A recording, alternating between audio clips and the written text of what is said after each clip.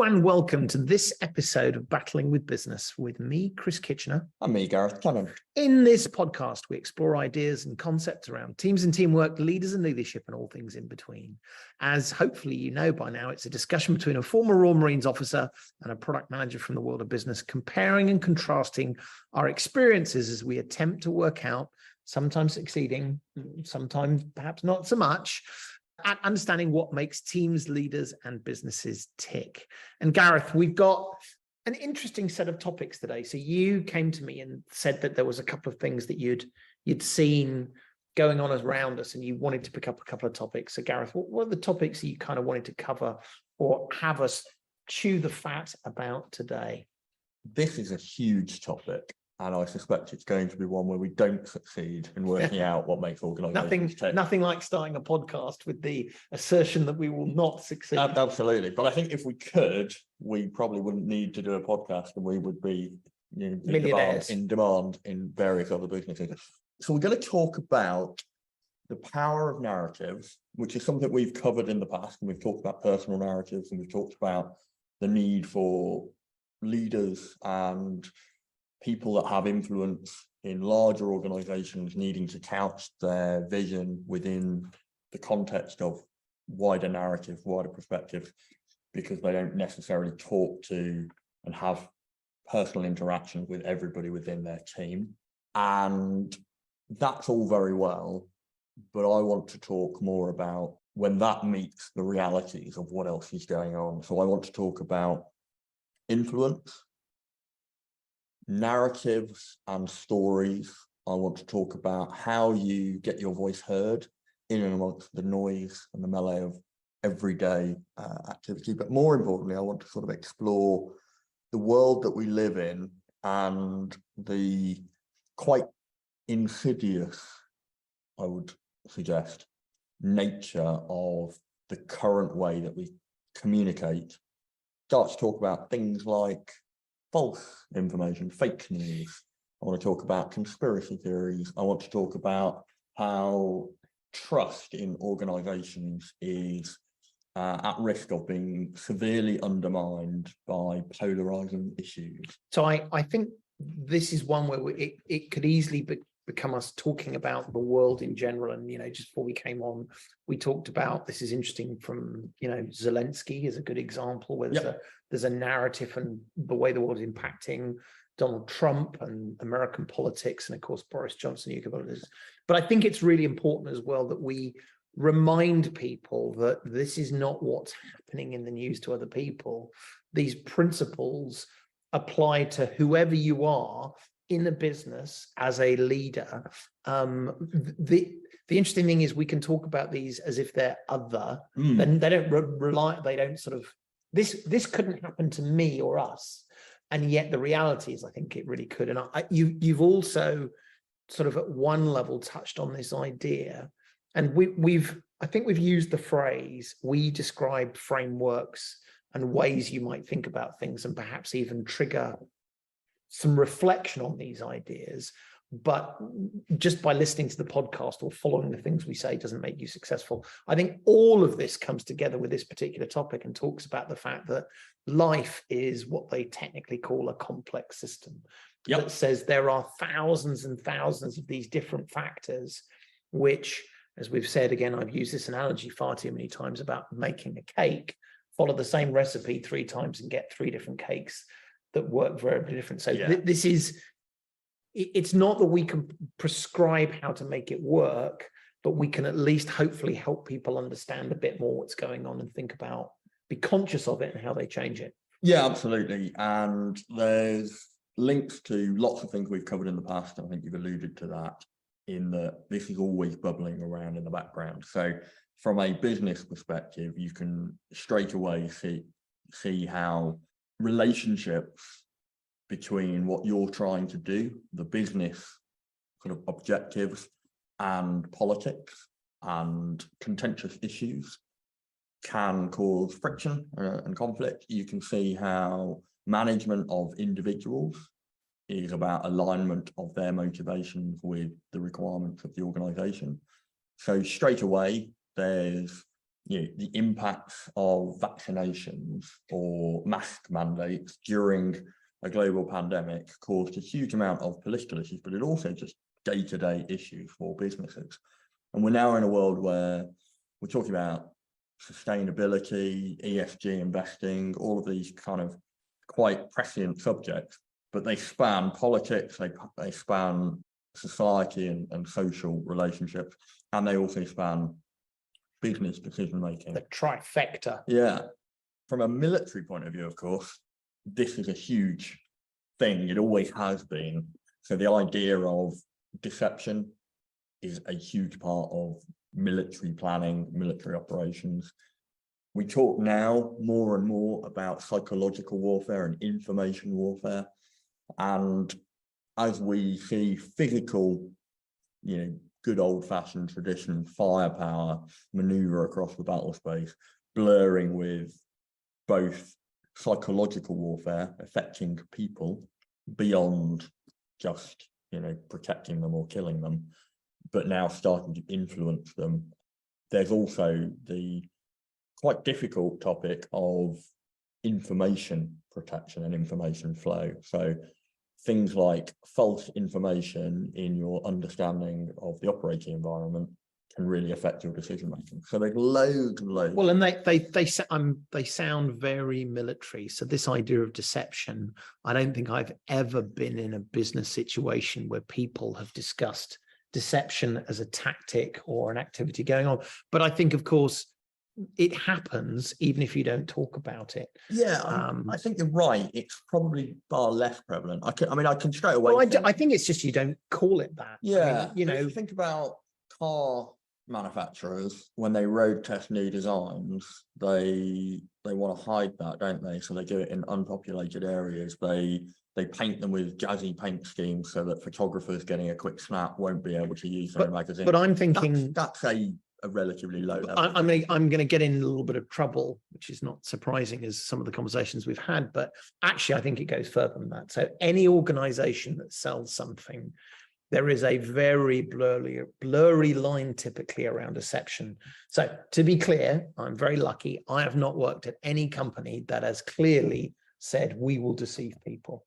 However, when you sell things to people, and I hear salespeople say this often, which is we will tell them what we are good at, and we will not explicitly tell them what we are not. Yeah, quite. I mean, marketing is marketing. By definition is about influencing people by presenting them with information in a particular way, packaged in a particular way that you believe is going to be receptive to, or they're going to be receptive to, but also, cherry picking the good bits and not necessarily focusing on the bad bits. And in the military, of course, we are constrained by the law, of course we are, but far less so than in the business world when it comes to deception. So it is commonly understood that you will hide things, you will deceive people. Yes, I think it's an important part. There's a Russian word which is a major part of Russian tactics and has Maskirovka. Maskirovka. I know the word, but I thought if I attempt to say it, it will come out. Well, I'm probably going to, throughout this podcast, attempt very, very bad Russian, because I think we're going to touch on 2 or 3 Russian approaches to controlling information flow. But I think by now we're sort of getting into the meat of this, and we're recognizing that this is a complex issue that spans across lots and lots of different subjects, and it's only getting more and more difficult, and things that used to be quite easily sort of categorized or put into boxes are far more difficult to define these days. And in a world of social media, in a world of instant access to information, the lines between what is marketing, what is news, what is personal access to information, and what is a employee's access to information, what is a business's marketing, and what is public relations. These things are all blurred, and therefore the impact of false information, the impact of conspiracy theories, the impact of people being polarized around particular subjects more and more and more emotively is becoming more and more important to all of us. So I mean, we, with our series, The Influencers, I wonder whether we need to do Elizabeth Holmes from Theranos, because there's an interesting one of where it all went horribly wrong. But I think there's a good lesson in, there was deception.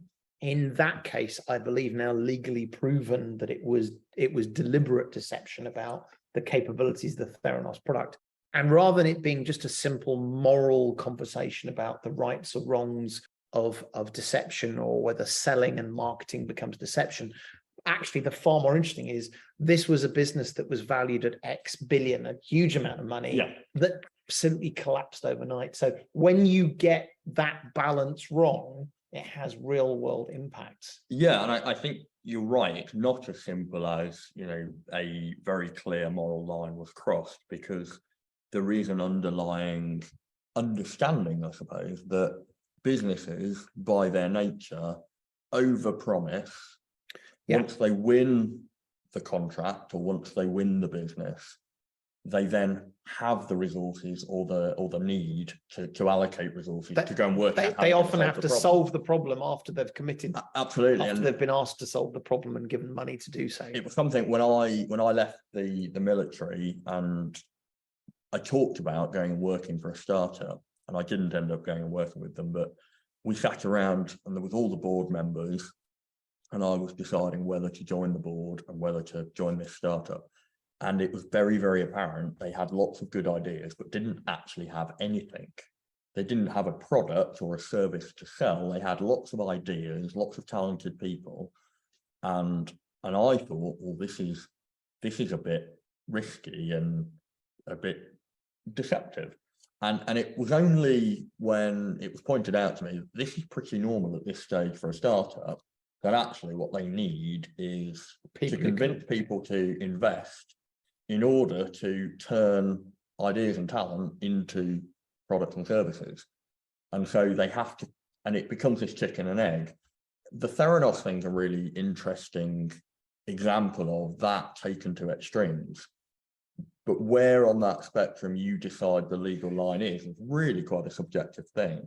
And it's driven by the culture. And I think the culture of Silicon Valley was very much fake it till you make it, wasn't it? Yeah, I think it really was.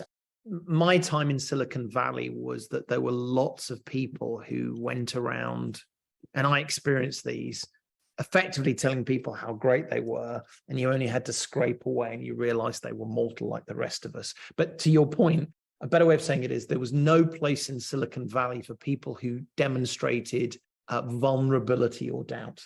Yeah. Now, I have a different perspective on this, and I'd like you to sort of push me and challenge me on this, which is, this is going to sound very old-fashioned, but I think honesty carries you through on these things. And so therefore, if you said to me, theoretically, because I'm sure people who know me can point out 100 times where this has not been true, do you stick with the absolute honest truth, or do you go down this road of whether it be marketing towards deception? And the reason why I think that is not just because I'm sort of Catholic in my outlook, but because there's no way for me to be caught out. I don't have to watch my back. Now, that might make things more difficult. So I don't think that's particularly unusual, and I don't disagree with you. In fact, I think we've talked about many times over the last 25, 30 episodes, however many we've done now, the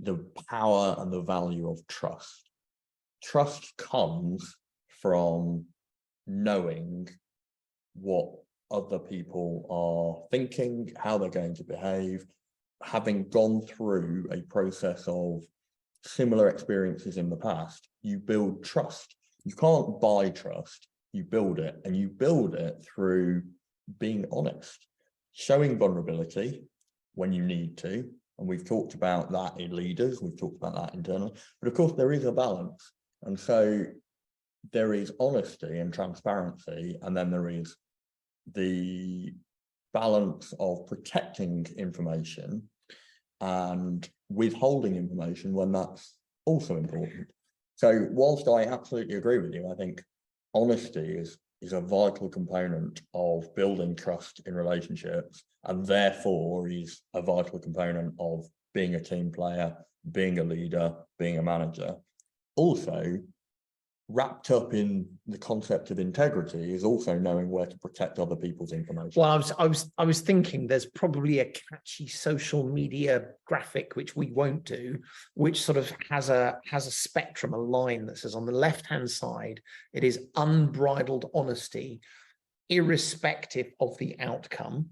And at the other end, there is deception, irrespective of the outcome. And the question that I guess I was asking was, how far can you go along that line? Because I think that when I said to you sort of, I want you to poke me on this, there's a risk that this sort of, I will always tell the truth is naive and actually doesn't get you the outcome you want. And I think you picked that idea that said, would you protect people in your team by omitting information that, and so this is a very murky world, but how far do you go along that? And of course, there are legitimate business reasons to protect information, as there are legitimate military reasons to protect information. So intellectual property, national security, national secrets.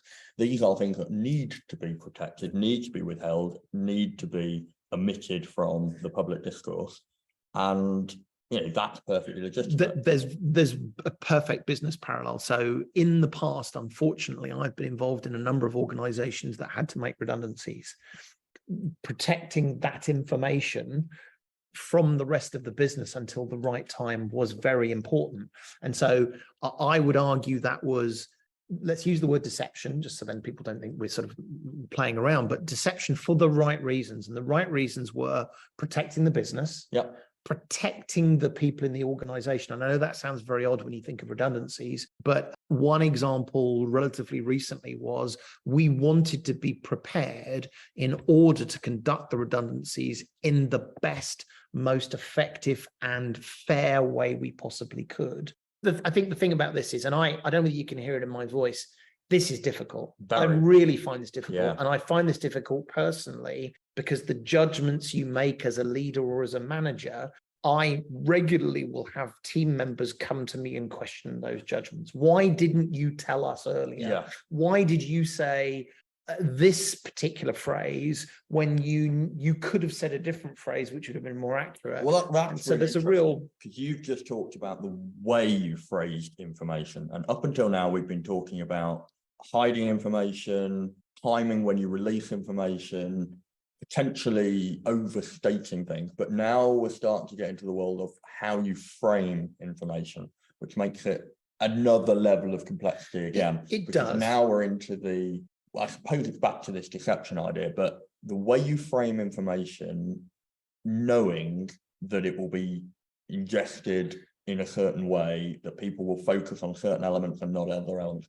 You're now into a world of, you can strategically release information in order to have an impact or to dampen an impact. So you can release bad information on a day when everybody's distracted by something else. You can, if you want to be really malign and insidious about it, you can create false information that distracts people. You can do dead cats. Well, let's come and talk about this in a minute. I just, what I realize is there's this gray area in the middle where people can be masking things for good and people can be masking things for bad, and arguably they look for all intents and purposes as the same. So here's a really good example, which was in the newspaper. Well, for people listening to this probably a month or two ago, because I know we're recording ahead with holidays coming up, but there was a statement about the benefits of Brexit.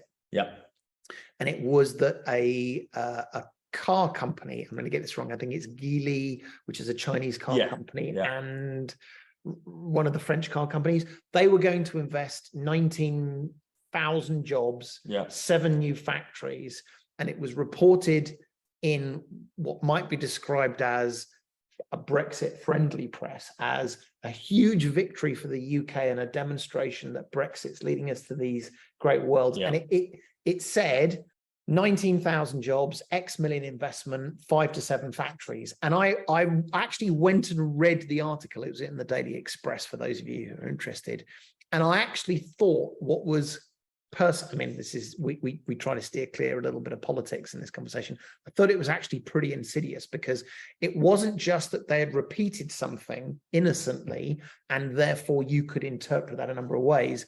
I was pretty sure reading this, someone understood exactly what it meant. And by the way, the 19,000 jobs, 18,820 were not going to be in the United Kingdom. The 7 factories were not in the United Kingdom. The administrative headquarters with a small number of people who would manage some paper were in the UK. What was really interesting was I read the article and walked away thinking they knew exactly what this meant. Yes. And they very carefully wrote an article, which if you said, did you imply that the United Kingdom was going to benefit from these? They could stand there innocently and say, well, I don't know what you're talking about. But assuming they're intelligent, competent journalists, they very, very carefully wrote that article to make it as, the headline, Brexit brings investment to the UK. Yeah. I thought that was a really good example of how people using misinformation and how masking things in a dangerous way. So in the military, we use the term misinformation, disinformation, and malinformation. Okay, let's go through those, because there's a lot in there. And I think this is quite important. So misinformation is information that is wrong, but it isn't created deliberately for malign purposes. It's not created to create false narratives. It is just information that is plain wrong through mistake, through... So in a business sense, I heard that our competitors were going to release a product, and it turns out they aren't going to release the product. That would be misinformation. Perfect. So if you then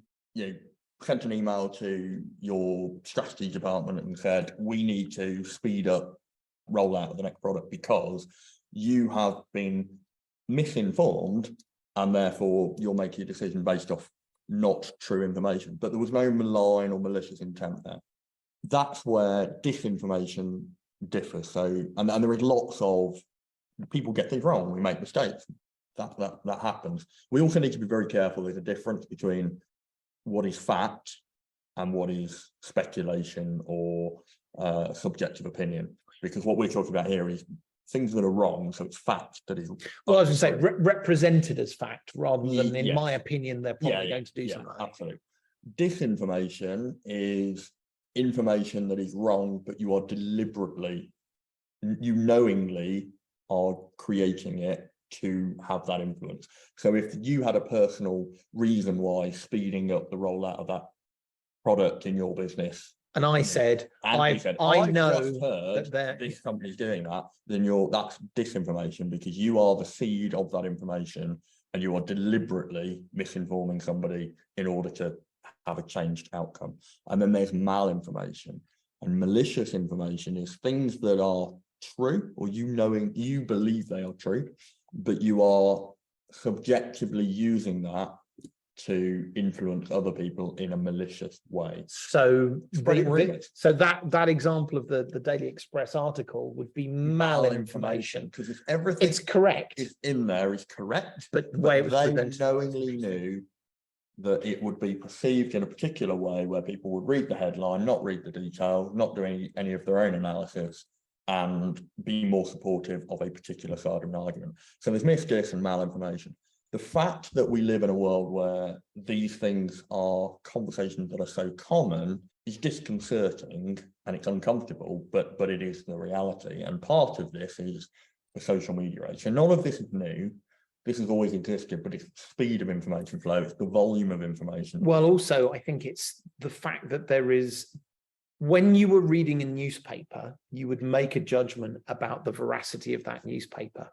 I think that the information flows because of social media have increased. And so the one important piece is the information comes from more sources, and therefore often it's harder to know whether they're trusted or untrusted. When your friend tells you something, you have no reason to believe they have an agenda. More importantly, now we live in and I hate to say it because it sounds cliched and trite, but the age of post-truth, which is the idea of, so post-truth is simply where the truth doesn't matter. Objective fact is deliberately mixed up in subjective speculation and subjective opinion, to the point where, like I say, the truth itself becomes not the important aspect We of the communication. we should talk about this. I mean, this was something we said just before we sort of started recording the podcast, which is we live in this strange world where it used to be that a politician who was, in inverted commas, caught doing something against the rules would immediately put their hand up and said, "You got me, I'm done." And it does feel like now we're in a world where you catch someone doing something, they look you in the eye and says, "So what? Or, What do "No, you?" I didn't." Yeah, or "No, I didn't," and then Yeah. moves on. This is something I've always wondered about. Has this really changed? So for me, it feels like it's changed. For me, I would say, well, it feels like I could give you 10 examples where a politician was caught having an affair, giving money to someone else, one of those classic things, and they would put their hand up and say, I'm terribly sorry, spend more time with the wife and children and move on, or husband and children move on. But I'm really nervous about this because I think it gives us comfort to think things have changed. Do you think we're in a more post-truthy world than we used to be? I do, yeah. And the reason for that is, as I said, none of this is new. There has always been, Machiavelli in the 15th century or whatever it was, wrote a book around where he thought, being on that spectrum of using information for power. Can we use the word post-truthiness? Post-truthiness. I think we'll do Machiavelli in the influences because a fascinating character and morally, very, very clear on where he stands in terms of you do bad things for good purpose, that's okay. There's a whole moral discussion to have around that. But I think what has changed is the audience is now different. So we now consume our information 24 hours a day, all the time. At the end of our arms, normally in our hand is our phone, and we check it repeatedly. We check it not because we want to stay informed, but because we've been conditioned to fear of missing out. The fear of missing out, the endorphin hit of those interactions on social media, all of that kind of stuff means that we live in an age where everybody is constantly engaging, positively or negatively. And because of that, we've become a different consumer, and therefore we're in what Moses Naim calls the age of populism. So we've got this post-truth thing where trust is very, very low generally, and you don't necessarily believe everything. I think that's fair.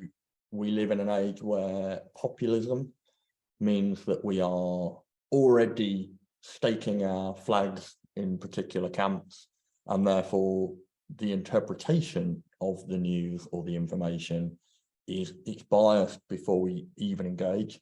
And I think all of this is true, but I'm going to hypothesize something. I feel bad about this idea of this is new and this is different. We've had this with the statements about our kids today. They would never fight in a war like the Second World War. All this kind of what I think is nonsense.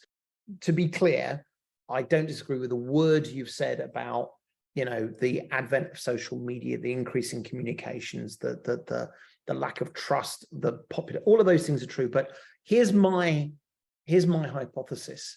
It's actually cyclical. I suspect, and I maybe I have to go and do this, but if you looked at history, you would find multiple periods where in their own way this was true. So for example, obviously back in Rome, you didn't have mobile phones, but all of a sudden there were pamphlets or something that someone had written, or more people standing up in the forum talking about things. And so I wonder whether this is very cyclical and almost a little bit like political fortunes, which is it feels like we've reached a real nadir of populism in this country where people are willing, in my mind, to believe things are true when I would argue they're patently not true, and start to make assertions about what it means to be English when that's perhaps the opposite. The reason why I'm saying that is I wonder whether it's cyclical, where we'll get to a point where we'll say, actually, there was a point where post-truth populism benefited us, and we've now gone through that cycle, and we realize that ultimately we're all worse off. Anyone paying more for their mortgages at the moment? And you could trace these things back. So I wonder whether we're going to see in the next few years, I certainly hope so, a retrenchment and a statement that says, you know what, if our politicians lie, or hand contracts to their cronies, we're going to make laws to stop that. And so I wonder whether it's this cyclical thing rather than we're in a pit and we're never going to get out of it. I think you might be right. I don't know. I perhaps I'm more cynical than you. I don't think we're at the nadir, because I think we haven't even started to engage in a world of AI-enabled deepfakes, which will change the trust dynamic even more. But is that not that much? Is it? Again, this is not about agreeing with the facts, because I do agree with you. But I mean, again, is the advent of AI and deepfakes the next social media? Yeah, if you know what I mean. As in, yeah. we couldn't cope with social media, or we didn't understand the implications of social media. I agree, we haven't. So, but do we think that AI is somehow even more of a problem than social media? I think, and to try and bring this back onto track as to how does this impact the things we care about on this podcast in terms of organizations, leadership, management, culture. I think that this isn't the next step. You know, we've done social media, and the next step is, you know, deep fakes and AI. I think these things are compounding. And I think what we're talking about, everything around this subject, is about the blurring of lines and the compounding effects of different aspects of the contemporary digital world that we live in. But to bring it back, I think what we've got to recognize is the amount of access to information is ever increasing. The trust in that information, whether this is going to change or not, I don't know, but is currently diminishing. Yeah. The way that audiences to information are primed is getting ever more technical, ever more insidious, I think. And the way that we are being polarized around certain issues is currently, whether it continues to be, whether it's cyclical, I don't know, is currently a very large aspect of the challenge that we have when we talk about managing organizations, cohering teams together around a strategic vision or a goal, whether that's as a politician, whether that's as a political campaigner, whether that's as a business leader, an activist, or just, you know, a member of society at large. These are big challenges that we have that we need to understand and discuss. And I think we do enough discussion around, not just this podcast generally, we do enough discussion around the subjects themselves, but not enough discussion about the way that we interact and communicate. So I think that's kind of at the heart of what we're trying to get after. So I'll tell you what, let's take a quick break. And when we come back, I know you want to develop this a bit further. How do you want to take this, Gareth? So I think we've kind of danced around a really complex subject. Let's do what this podcast is supposed to do, and let's compare military and business ideas around the way that people try to control the narrative, how we try and protect people from other people controlling the narrative. That sounds good. I'm looking forward to that. We'll see you straight after the break.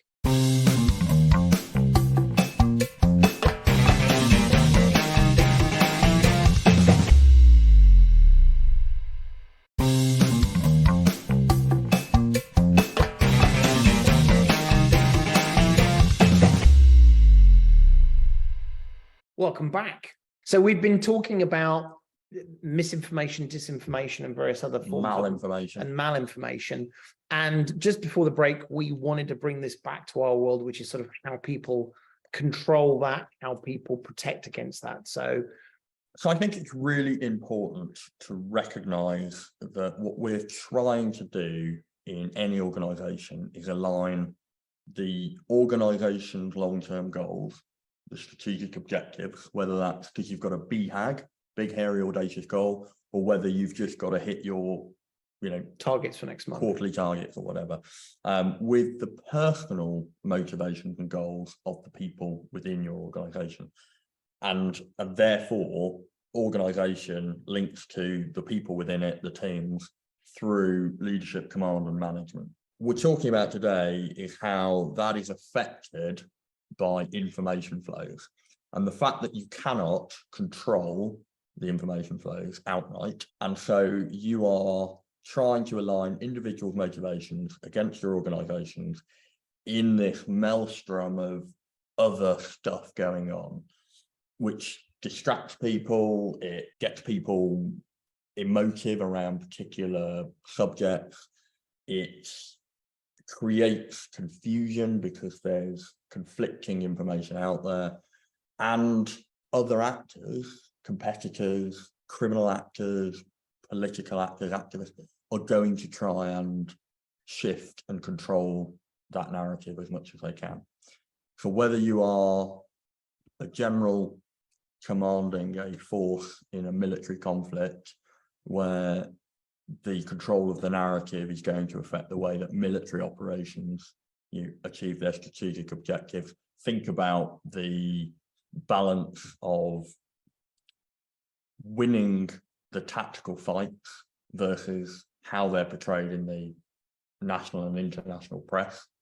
That's a huge part of strategic operations in a military sense, all the way through to current businesses trying to balance being profitable with being sustainable, aligning to political agendas within the nations with which those organizations trade, and all of those kind of difficulties. Well, let's pick a real one today. And I think we've actually tried quite a lot to steer away from Ukraine. In a sense, it's almost a bit cliche to talk about, but let's break our rules anyway, because I think what's going on in Ukraine is a really interesting one, where there is a group of people, a country that is shaping its narrative to the world and having to control information. So an example being is that there is information that is coming out of people saying the counteroffensive is not going as well as it should be. Yeah. And there are other people saying the counteroffensive is going exactly as well as it should be. And at the same time, Volodymyr Zelensky is going to NATO and saying, I need more, I need more, I need more. So I think that's a really good real world example of that complexity of managing all of those things at the same time. How do you not overstate how well you are doing? Because that's a mistake. You can't say we're having a fantastic counteroffensive for not. You also can't say it's going terribly wrong. You have to communicate enough information to get your support. I mean, it's funny, as I'm talking about this, I know I'm talking about a war, but this could almost be a project in a business. Absolutely. And I think there's a couple of things to pick out there. Firstly, we talk about Ukraine, and probably a lot of us, when you talk about the narrative of Ukraine, think about the amazing success of Volodymyr Zelensky in his personal narrative, tied into the national narrative of defense of the nation. Well, it's a good example that points out if he didn't have a good personal narrative, the country, the whole of Ukraine probably wouldn't. So while these things are separate, they are clearly related. But he doesn't control the entirety of the Ukrainian narrative. And in fact, one of the most successful things about the Ukrainian approach is they apply what we've talked about before in terms of mission command, where there is a set of key lines to take, if you like. There are key messages, but the way they are projected out, the way they are engaging with audiences of varying types is done differently by different people, deliberately. So there's this balance of a centralized idea but a decentralized execution of that idea.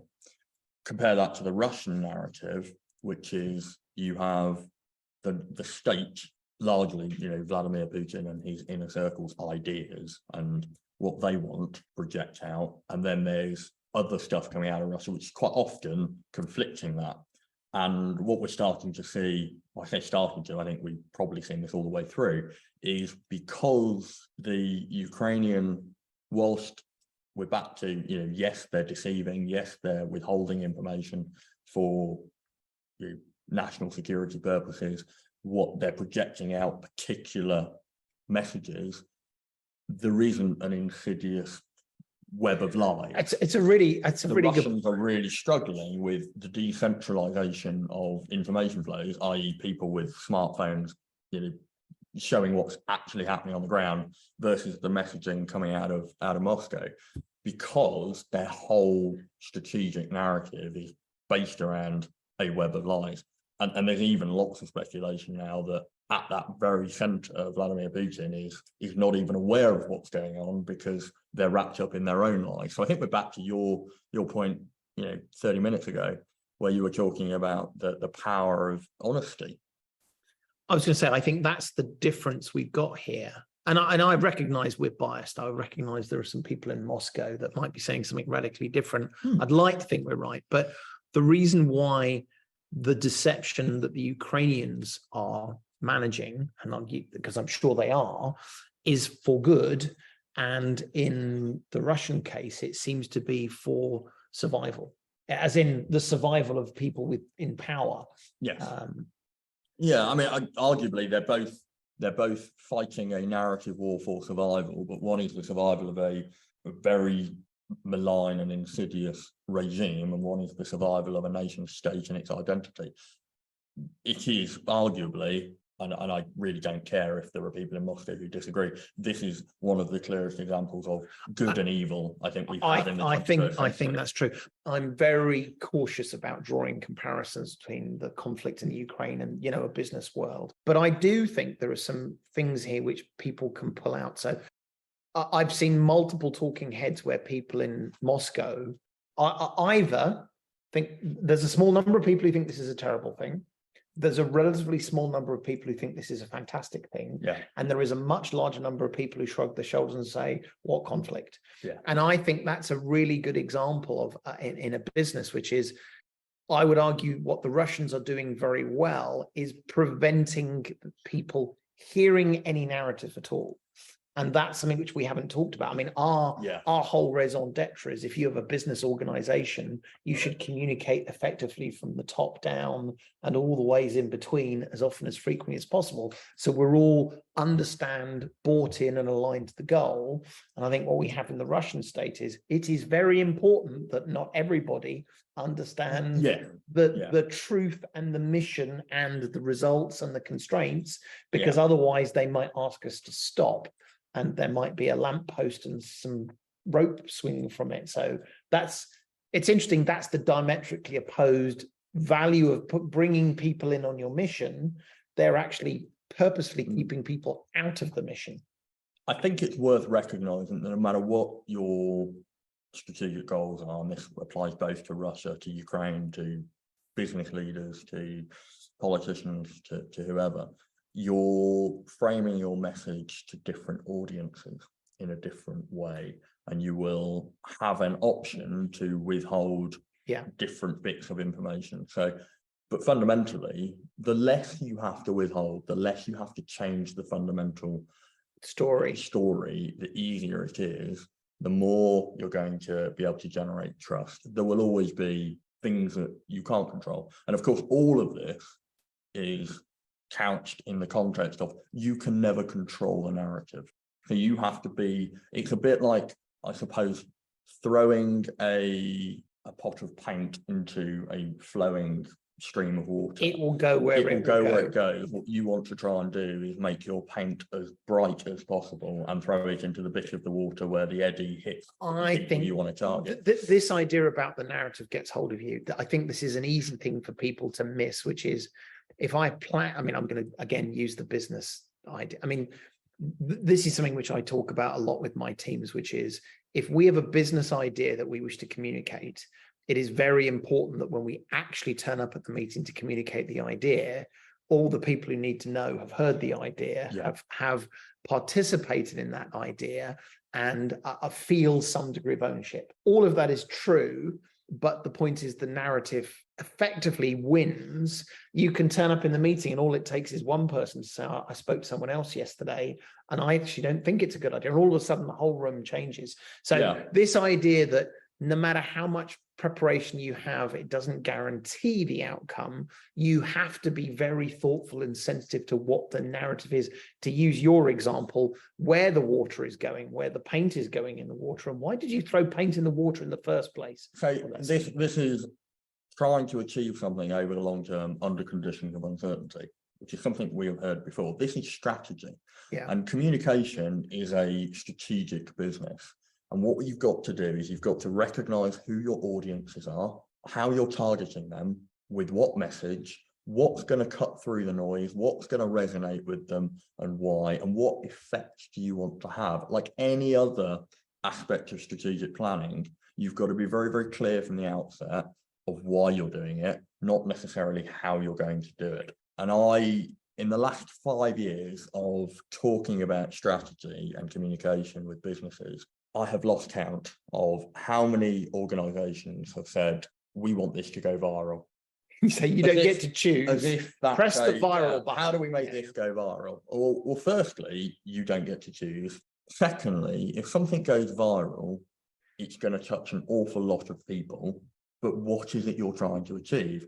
And if it's just notoriety, well, actually, notoriety can be achieved very, very quickly, but it never is. It's about touching a wide audience. Well, in the notoriety, you get to pick things because they're divisive. I think this is the populist thing. I want to pick an example because I think I personally think this one will stick around. It was at the beginning of the conflict in Ukraine, and apparently the Americans offered to take Zelensky out of Ukraine, and the famous phrase, "I need ammunition, not a ride." Yeah. Now, I think that went viral. Yeah.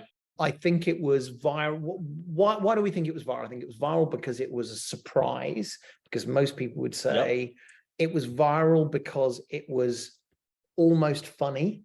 Yep. It was memorable, it was short, and it had sort of an element of braveness about it. Now, here's my question. I think also it was an authentic act.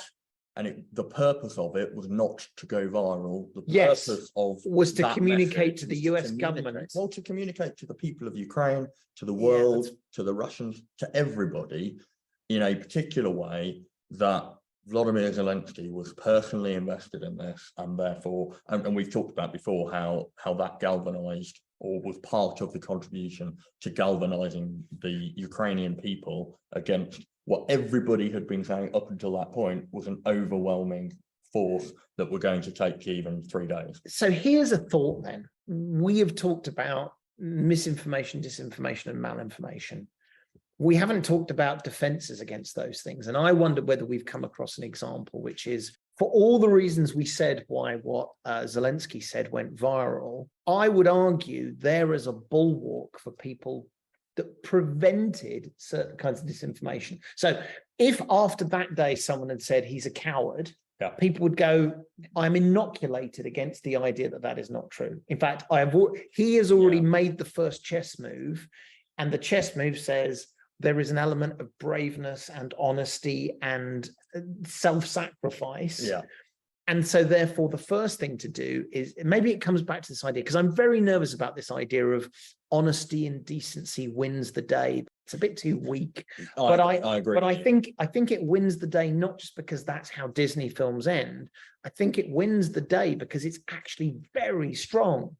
So nobody is now going to say to Zelensky, you were just in it for the money. No one's going to say to him, you were in it for just to become famous. Well, a lot of people are still saying that and trying to say but I think that they're inoculated against very specific echo chambers. It's a really interesting point you make, is how do you protect people against these other messages? And I think we've hit upon two really important points. One is authenticity of the message. So this is where deeds and words have to align. So you can't say, I need ammunition and not a ride, and then go, and then bugger off, be photographed in Rome on a beach 3 weeks later, or bugger off. And in a world of continual information flow, it would be really easy to see the Zelensky aircraft on flight tracker 24 disappearing out of Kyiv into Washington or wherever. So you have to align deeds and words and be very, very careful about it. Having said that, there are plenty of people who have captured an audience to the point where their deeds and their words don't align. Have we mentioned the Trump word in this? I think we may have done already, but that was definitely one of the populist kind of idea. And the reason that works is because they're not aligning their actions with their words. They're aligning the actions of their adversaries or their competitors with their words. So this is back to this idea of populism, where rather than your narrative being around what you're doing or not doing, it's about what the enemy or the other is doing or not doing. That's very effective as a communications method, but it's not very effective if you want to get things done. Well, and also I think it's not, there's a point at which one of the things I've always thought as a product manager, often when, you know, you're talking to customers, is it's really important to have the initiative to be able to drive something to conclusion. And so if your opponent is always complaining about what you're doing, you hold the initiative. They have nothing of their own. They're saying, I like or don't like this. And that is on its own is a weak position. Now, I know it can be very successfully done, but it's weak. So it's a weak position from the perspective of achieving strategic goals. Yes. It's a very, very strong position To prevent. From preventing others and from a communications perspective. And this is where business leaders and certain political leaders differ, because to be successful in politics, you don't necessarily have to achieve everything you set out to achieve. You've just got to be believed that you are doing things for the interest of the people. Whereas in a business context, if people believe you're doing things for the best interest, but when the figures come in at, you know, the end of the year, the board will still kick you out. That's true. The idea it's still the right side to be on. There's something I want to throw in there as well. So we're talking about how do we prevent this sort of misinformation. In fact, another way of saying it is, how do you own the narrative? How do you maintain the narrative in this sort of situation? The next one is consistency. Consistency is so important to me, which is if you say the same thing each time, and by the way, these things that we've talked about on their own will get you so far, but not across the finishing line. It's the combination of all of these. So if your words match your deeds and you are consistent, you've got a real winner here. Yeah, and this is, you know, who was it? It was Goebbels, wasn't it, that said, you know, just repeat. Yes. The problem the Nazis had was their words didn't match their words deeds. didn't match, and all of a sudden one day the repeated phrase sounded empty. I want to talk about this from a business perspective, because this is something I've sailed close to the winds a couple of times, where I've got executive colleagues getting quite grumpy with me, which is about what is the definition of consistency. So in businesses, I think it's fair to say strategy continues to evolve in a healthy way, in healthy organizations. The thing that we were doing yesterday, we're still heading in the same direction. But I think we've used this term sort of, we're heading to the North Star, or the compass, or we're a heat-seeking missile, whatever these dreadful cliches you want to use. I've not used that one before. We haven't you? That's a good one, that is. But the point being is, it is healthy to evolve your strategy and to evolve your goals and your aims. That is natural. And when a group of you spend I've been on executive teams, every week we talk about this. The problem that I found is that when those evolving aims and goals are communicated to the business, often executive teams have this urge to say, this is the same strategy we had last month. This is the same strategy we had 6 months ago. And the difficult bit for me is to explain at a high level it is, but when you get to people on the ground, it does not feel that way. Because when yesterday someone was told, you need to do this thing X, it is the most important thing in the world. And if we're all aligned and we all get there, the business will be successful. And it's quite a low level task. And tomorrow you're going to say to them, why? And they say, and I've heard this multiple times, I'm lucky I've built some good relationships sort of across teams and down to sort of the coalface, where they say, this is not what you told us to do. And then it's extrapolated to be, you keep changing your mind. So going back to my point about consistency, teams come back and say, you are not consistent. So I think that's really interesting. It leads me on to the next point, which is, yes, consistency is really important. Yes, you need to reinforce the same message, because that's how you build the momentum. But what you fundamentally have to do is understand the audience, understand what resonates, what their emotions are driven by, what their motivations are, and couch your consistent message in a way that they're receptive to, which is clearly far, far easier said than done. But what you can't do is, if your audience is somebody that, or a group of people that have a different perspective, a different view to you, you can't just hit them on the head and say you're wrong.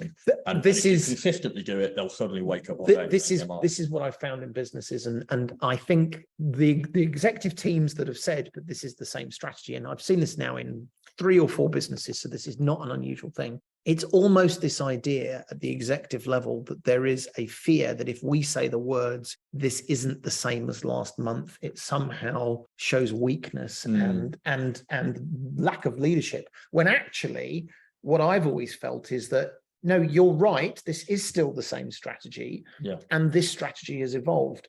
That's true. So at one level, you are correct when you say nothing has changed. But at another level, you do need to recognize that you need to be able to go and talk to the person who said, for the last month, I have been asked every day, how am I doing against this target? And then when that target is no longer true, someone needs to explain to me why that is no longer true and help me mourn. I put a month of my life in this. You should recognize that. And the fact that people say nothing has changed, that causes massive problems. And then when people go, this isn't a problem, you compound that problem. It's worth emphasizing communication is a two-way process. And so if you are a business and you are projecting out your message to a large, wide audience, what you're not doing is having a two-way dialogue with every single individual. But what you absolutely need to do is understand the motivations and feelings of the collective group.